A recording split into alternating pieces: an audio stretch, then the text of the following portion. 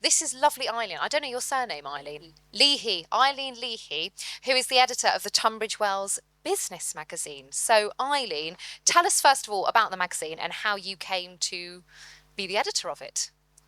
Well, the title is a relatively new one. We are just literally about to put our third edition to bed, as we say in the industry. It basically, I don't know who's local to Tunbridge Wells, but the team behind it is the team behind the former Times of Tunbridge Wells newspaper and So magazine, of which I was editor up until the start of this year. And for various reasons that I obviously won't go into, those publications ceased to publish, and we as a team who had been on the editorial side decided to launch a new magazine because we really felt that the town deserved and needed a publication that would inform and hopefully inspire and share relevant up-to-date news, etc. And we decided that instead of just doing a generic lifestyle offering, we would pitch the business element of the town. Tunbridge Wells, for those who obviously know it, will realise that it's a very entrepreneurial place. There's a lot of creatives here, whether that's in the hospitality sector or whether it's in law, finance, traditional kind of professions. We've got a smorgasbord of brilliant businesses, and we just felt that having a publication such as this would give people the opportunity to share their stories, or for us to be able to tell you that, let's say, Cripps won Legal Firm of the Year, a national award, all that kind of stuff that you might necessarily not get information on if you're not following certain companies online and stuff like that. So yeah, the premise was very much to sort of celebrate the business community in all of its various guises. Room for everybody, small, independent chains, larger places, but also to kind of have a personal approach. So you're not reading a dry B2B product that's just talking about stuff that you might not be interested in. It's trying to sort of raise the human element of each person's company story, etc. And then we have hopefully a growing comprehensive lifestyle section at the back, so that's where you'll get all of your information on what's happening where in terms of theatre, events such as foodie festivals, music festivals, who's coming to town. We recently had a literary festival where you had the likes of Lenny Henry, Michael Palin, Michael Ball coming. So, we'd always kind of help to sort of preview and then review that as well. So that's in a nutshell what the magazine tries to do. It's free to pick up, so everybody is welcome to to a copy. And I think in that respect, you've got a product that, you're choosing to pick it up and to flick through, as opposed to being sort of on your phone and getting the algorithm driving you XYZ place. It's kind of old-fashioned, but it seems to work. Yeah, we've been in the publication in the So magazine, and we're Yes. also in this as well. And we find it extremely beneficial, having something tangible that people can pick up and look through, as well as running our digital ads and, Yes. getting people on the algorithm, like you say. Yeah. It's nice to be offline and in local press as well. How far do you go out for businesses to come into the magazine? What is your radius? Well, I would say predominantly it's the borough, but that doesn't have to necessarily be Tunbridge Wells centric.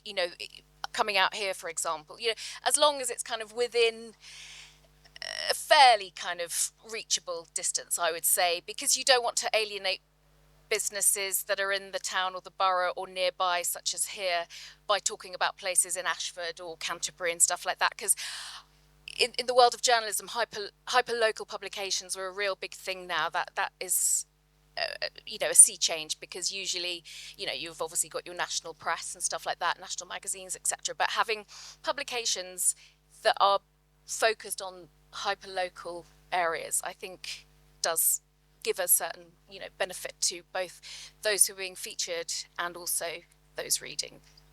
Can you tell us a bit about who the magazine is aimed at and what your distribution is like? Is it just a case that people pick them up from other local businesses, or?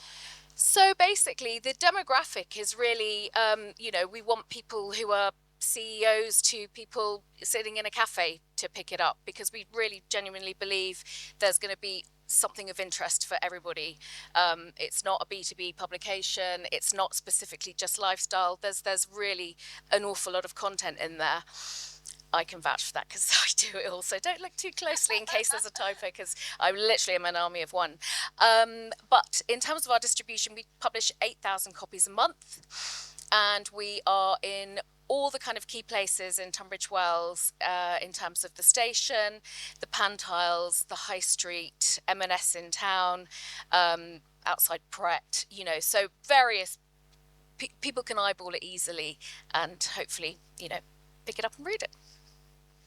Do you have a digital presence as well? So do you have a website where people can advertise as well alongside the magazine? Yes. It's obviously embryonic early days at the moment, but we do have, we obviously have a website where we publish the content of each edition. We obviously have our socials as well. So, for example, LinkedIn is a very key one for us because so many of the businesses that we're either featuring or would like to attract are on there. Instagram works well for all the kind of lifestyle elements we do, or just resharing other people's stories if we feel it's relevant.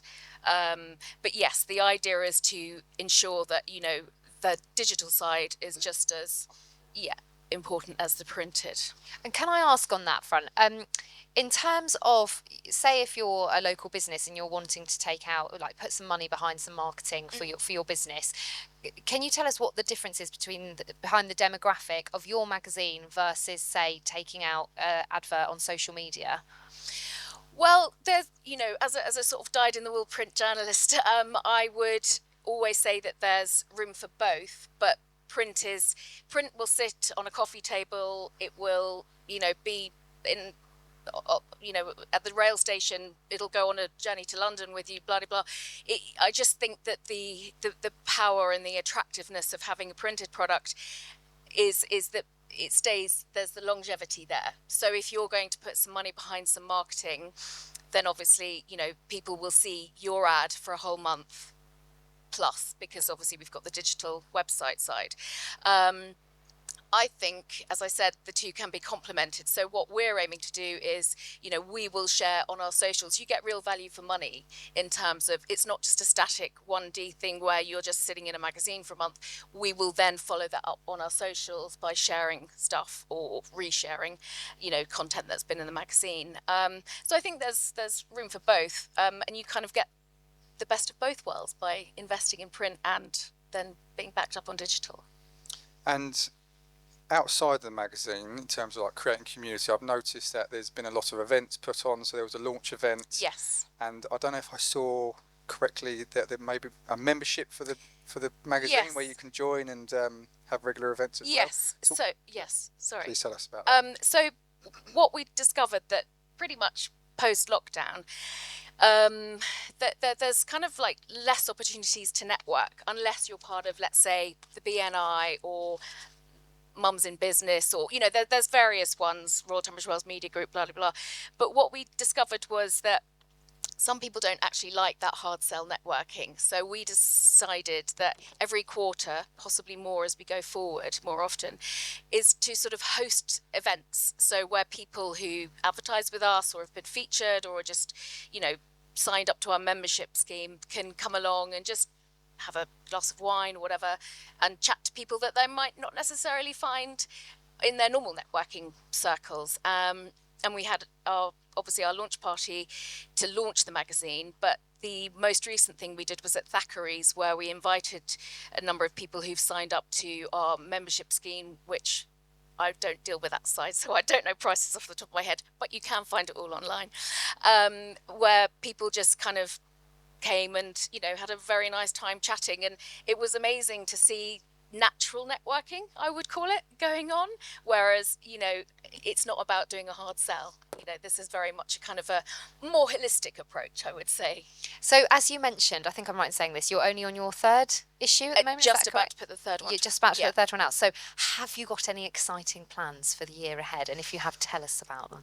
Well, we do. As I say, we're looking to just not be a static imprint online product. We really want to connect with the community, so more of those networking opportunities will definitely be coming along. We have got an awards ceremony that we're going to be doing next year, because we just don't have the time this year, where we'll be, again, it's another way of connecting the businesses, as diverse as they are in the town, in the borough, in the nearby area. They'll have the opportunity to nominate themselves for XYZ categories, the opportunity to come along to the awards ceremony, and, just basically have the opportunity to celebrate the good and the great, because we have got some amazing businesses here. Corker, of course, is a case in point. And I think that it's our job to tell our readers about all the various businesses and those in the hospitality sector, etc., that you might not necessarily know if you're just relying on your phone, let's say, to give you some info.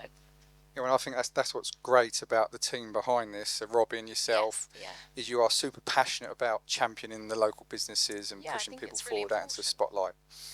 How do local businesses like myself and others get involved? I know. In terms of, So basically, we've got, Robin, who's our sales director. He's amazing in that he really, like you say, he's passionate, he believes in the product, and he won't just sell people ads, he will always give a little bit of value for money. So, for example, if you place an ad, I'll probably come and do an interview or a profile piece or something like that. So, I'm not saying that we only feature people who pay us, because we don't. We try and sort of coax people in by giving them, the opportunity to be featured. And then if they like what they read, then 9 out of 10 times they'll decide to back you, because without advertisers we wouldn't have a business, we wouldn't have a magazine. And it's kind of chicken and egg scenario in many ways, but without the support of the local business community, it would be very difficult to sort of, put stuff together. But as I say, we're gonna, if there's an amazing restaurant, we're gonna tell people about it if it's opening. They might not necessarily back us with an ad, but at least we're sort of showing that we're not just dictated by those who advertise with us. Well, you very kindly featured us in the first edition, which was very kind of you. And then Robin was down, and we signed up ongoing monthly for £80 a month, quarter page. I think it was slightly smaller than a quarter page, which is really cost effective, really, just to have our brand in the magazine across all the touch points like we mentioned. What other cost effective options, because there's a lot of small businesses that are starting out, what other cost effective options do you have in the magazine like that? So it would all, again, sort of stem to, talking to Robin, and that there's always compromises to be made. We're not going to sort of take money from businesses who are just starting out. We would want to work with them and say, right, we'll give you the opportunity to have your business, in our magazine, and let's see how we go in 6 months' time, for example. Hopefully that business is fledgling and, doing really well.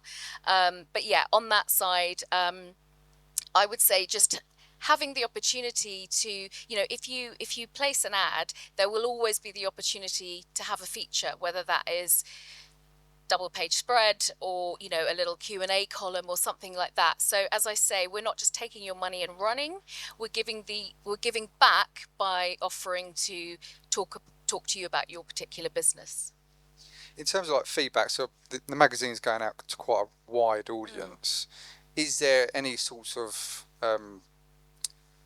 process and procedures that you follow up on feedback, and what sort of feedback are you getting from people advertising and people reading? The feedback has been phenomenal. I was saying to Angus earlier that, when you've kind of had 2 products that you've worked very hard on, and then they've just been axed without any kind of consultation with any of the staff, that's quite brutal.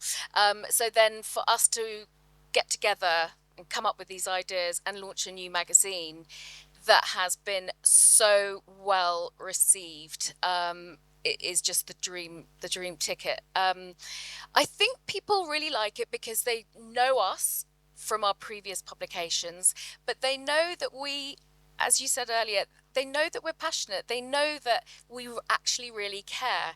A good example is, and that we're in the town and that we're out meeting people. When I do interviews, I will usually meet, I'll come and do a chat face to face. It won't be, sort of just completely faceless, yeah. And a good example is a magazine, once it heard that So magazine had been axed, this magazine called Aspire decided to, launch in Tunbridge Wells. Now, this is a true story. I'm not speaking out of turn.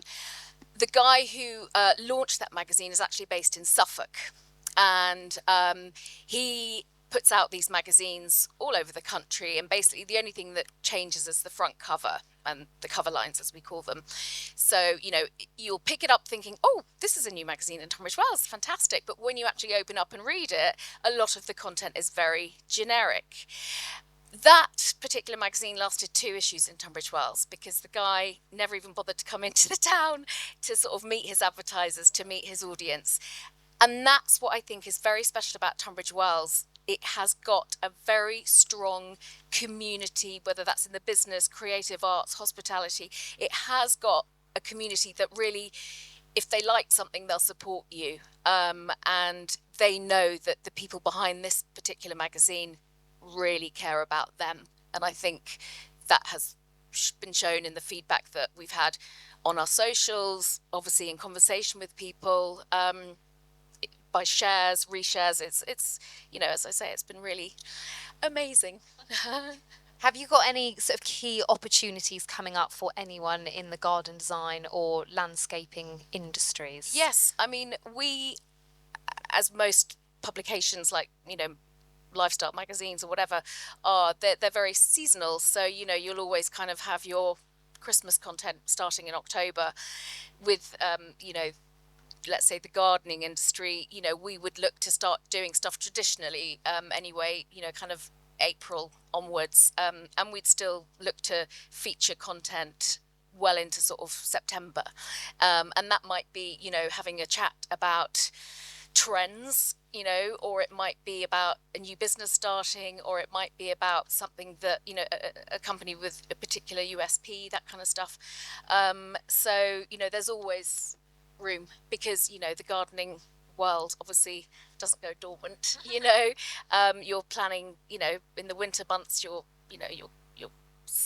seed collections and what you might want to do in terms of bettering your garden for the following year and stuff like that. So there would always be the opportunity to feature people. Brilliant. I'm going to fire one last question at you, Eileen. I know you're a massive supporter of gardens and a frequent visitor at Chelsea and Hampton Court. How do you see it working for the garden design and landscaping industry? Will you have, in the seasons when Chelsea and Hampton Court is around, will you have a specific pages and editorial piece on those? What I would love to do going forward for next year is to possibly do a supplement, so within the magazine, whether that's kind of sewn into the pages or whether it's a part work standalone. Ideally, what I'd love to do is engage with somebody that could maybe write a monthly column. We used to use Tim Sykes from Garden Proud in our previous magazine, and that always worked so well. And I was telling, I think, you earlier about last year we featured Camellia Taylor's Aspen's Garden, the lead up to Chelsea, so we featured her sort of designs. She gave us a little sort of nod as to what she was going to do. Then obviously we featured it at the show, and then we spoke to her afterwards. So it was a very 360 comprehensive. It wasn't just a smash and grab, oh, here's Camellia, you almost got to know her kind of thing. So yes, that's something that we'd be very much interested in doing for next year for sure. Amazing. Thank you, Eileen. Thank you, Eileen.